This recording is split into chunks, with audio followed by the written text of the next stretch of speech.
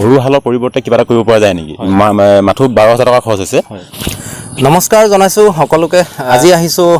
নাহৰকটীয়া সমষ্টিৰ এটা অতি ভিতৰুৱা অঞ্চল। আমি ভিতৰুৱা অঞ্চললৈ এইখন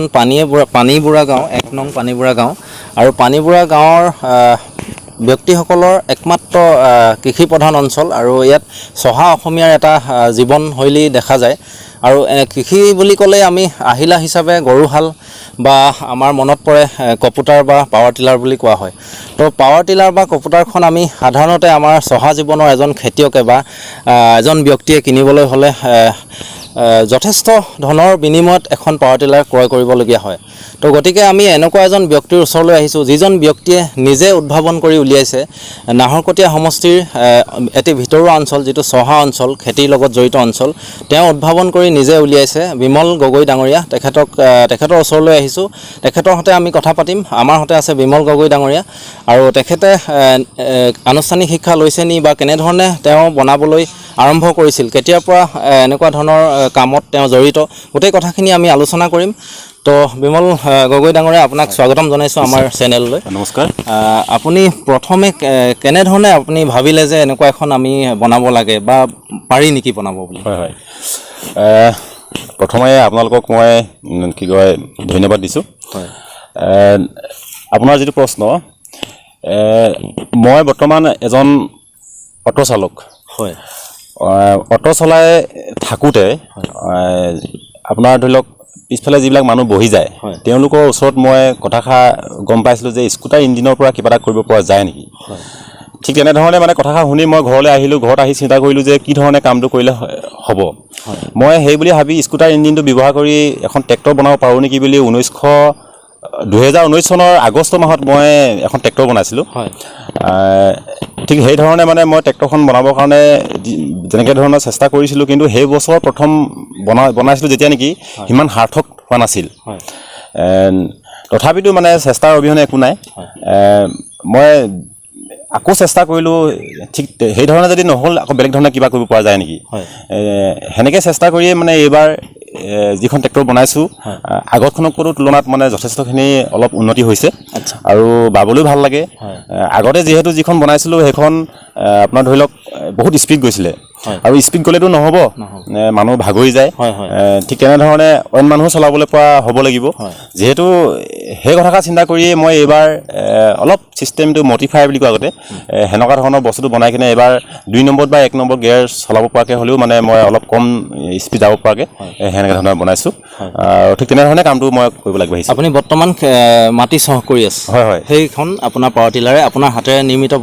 যোনখন পাৱাৰ টিলাৰ সেইখনেৰে আমি দেখুৱাম দৰ্শকসকলক। আৰু এইখিনিতে আমি ক'বই লাগিব, এখন গাঁৱৰ ভিতৰুৱা অঞ্চলৰ এজন যুৱকে যিহেতু কাৰিকৰী শিক্ষা লোৱা নাই, তেখেতে কোনো ইঞ্জিনিয়াৰিং ডিগ্ৰীধাৰী যুৱক নহয়, তেখেতৰ মনত সদিচ্ছা আৰু তেখেতৰ মনত যিটো একান্ত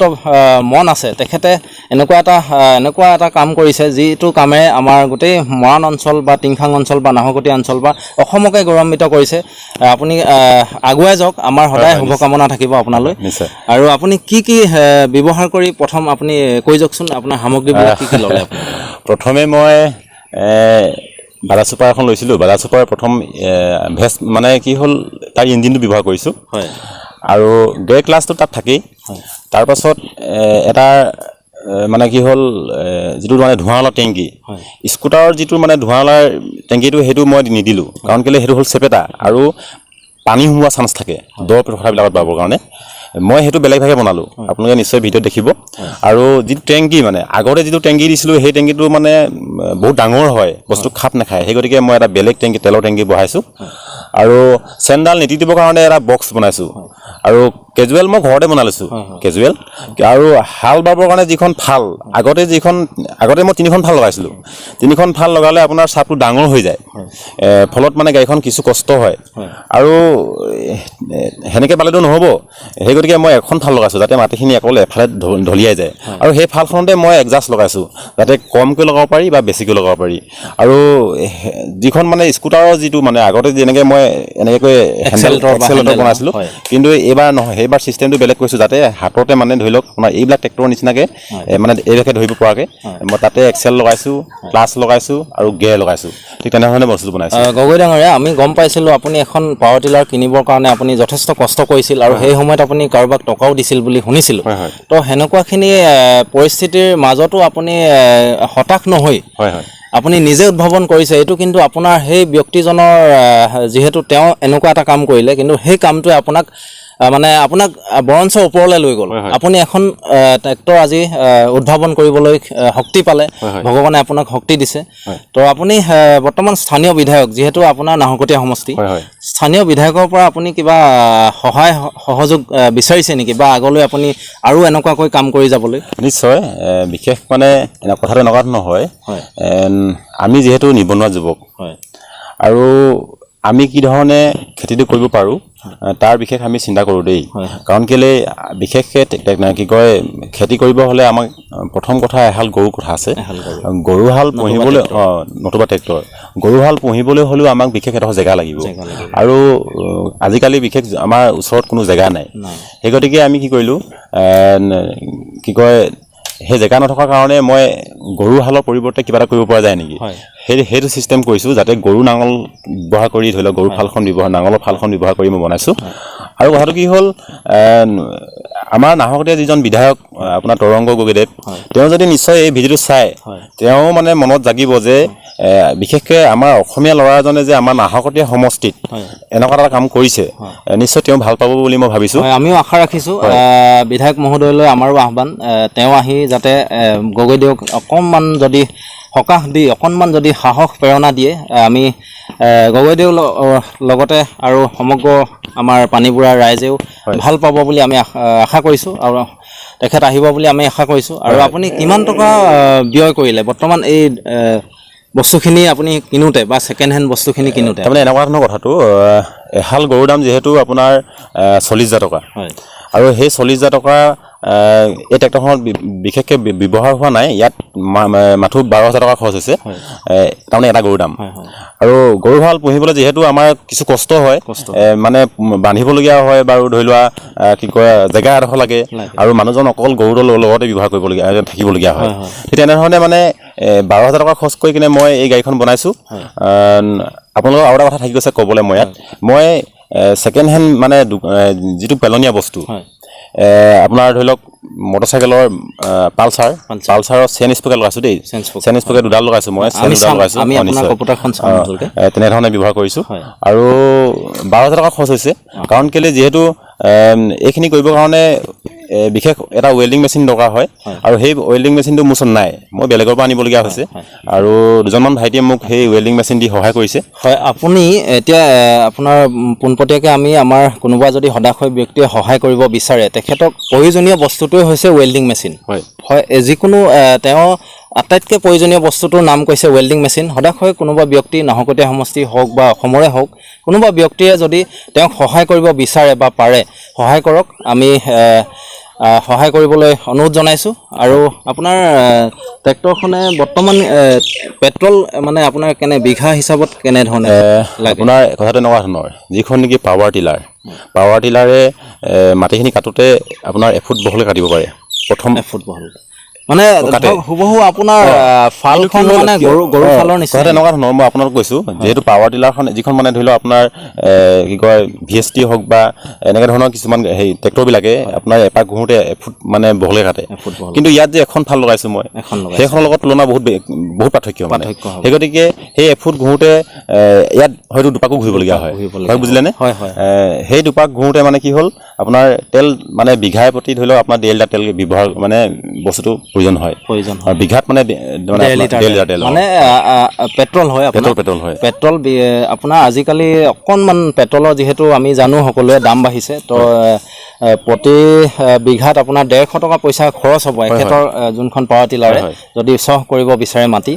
তো খুব সুন্দৰ প্ৰচেষ্টা আপোনাৰ গোটেই সপোনটো পূৰণ হয় আৰু কথাটো এনেকুৱা ধৰণৰ আপোনাৰ ধৰি লওক এতিয়া মই যদি বেলেগৰ ট্ৰেক্টৰখন মাতোঁ তাতো 500 টকা দিবলগীয়া হয় ন 500 টকা দিব লাগিব কিন্তু ইয়াত মানে এবিঘাত ধৰি লওক 150 টকা তেল জ্বলে 150 আৰু 450 টকা মোৰ ৰেহাই হ'ল কিন্তু সেই 450 টকা আমাৰ কাৰণে নিবনুৱা এজন যুৱকৰ কাৰণে বহুত যথেষ্ট সেই ডেইলি তেলে মানে বস্তু হয় আৰু এদিনত 2 বিঘা মাটি চহাব পাৰে তাৰ পৰা যদি আজিকালি বহুতো নিবনুৱা যুৱক আছে বা বহুতে ভাবিছে এনেকুৱা এখন ট্ৰেক্টৰ যদি ময়ো বনাব পাৰিলো হয় তো আপুনি দিহা পৰামৰ্শ দিব নিশ্চয় মই আপোনাৰ ওচৰলৈ যদি যুৱক আহে তো আপুনি সম্পূৰ্ণ দিহা পৰামৰ্শ দিব বা তেওঁলোকক আপুনি যিমানখিনি জানে যিমানখিনি আপুনি যিহেতু কোনো ইঞ্জিনিয়াৰিং ডিগ্ৰীধাৰী নহয় কোনো আপুনি কাৰিকৰী শিক্ষা লোৱা নাই আপোনাৰ মন মগজুত আহি পেলাই আপুনি ভগৱানৰ শক্তি পাইছে সেইবাবে আপুনি উদ্ভাৱন কৰিব পাৰিছে সাধাৰণতে সকলো ব্যক্তি উদ্ভাৱন কৰিব নোৱাৰে তো আপুনি ধৰক অসমত এনেকুৱা ধৰণৰ খুব কম ব্যক্তি আছে তো আপুনি তেনেধৰণে তেওঁলোকক আপুনি প্ৰশিক্ষণ বা ধৰক আপুনি যিখিনি মানে জানে তেওঁলোকক আপুনি দিবনে নিশ্চয় কাৰণ কেলে মই সদায় ৰাজি আছোঁ যিকোনো কাম অকলেতো কৰিব নোৱাৰি যদি 10 জন ল'ৰা আহে 10 জন ল'ৰাৰ ভিতৰত কোনোবা দুজন ল'ৰাই হয়তো জানিব পাৰে মই যিটো জানো তেওঁলোকে মোতকৈ আৰু বেছি জানিব পাৰে ঠিক তেনেধৰণে মানে বস্তুটো সকলোখিনি কথা জুতিয়াই লৈ যদি ইয়াতকৈ যদি অলপ উন্নতিবিধৰ বস্তুটো বনাব পাৰে তেতিয়াহ'লে নিশ্চয় আমাৰ ৰাইজৰ কাৰণে সহায় হ'ব আৰু মই সদায় ৰাজি আছোঁ কি কয় সেইবিলাক কামত সহায় সহযোগ কৰিব কোনোবা যুৱকে যদি এনেকুৱা ধৰণৰ ধৰক কাম কৰিব বিচাৰে বা এইখন এনেকুৱা ধৰণৰ তেওঁলোকৰ ঠাইটো যদি কৰিব বিচাৰে তেওঁৰ পৰা দিহা পৰামৰ্শ ল'ব বিমল গগৈ ডাঙৰীয়াৰ পৰা আমি ফোন নম্বৰ আমি ডেছক্ৰিপশ্যনত দি দিম আপোনালোকে লৈ কণ্টেক্ট কৰিব পাৰিব তেখেতৰ লগত স্থানীয় ব্যক্তি আপোনালোকে যিহেতু গাঁৱৰ যিহেতু স্থানীয় ব্যক্তি ঘৰৰ ব্যক্তি বা একেখন গাঁৱতে বসবাস কৰা ব্যক্তি আৰু বিমল গগৈ ডাঙৰীয়াৰ যি পদক্ষেপ আমি আজি দেখি সঁচাই অসমেই গৌৰৱত বা গোটেই ডিব্ৰুগড় ডিষ্ট্ৰিক্ট গৌৰৱত গৌৰৱান্বিত হৈছে তো গতিকে আপোনালোকে তেওঁৰ বিষয়ে কি ক'ব তো তেখেতে নমস্কাৰ আমাৰ দুটাইটো ল'ৰা হয়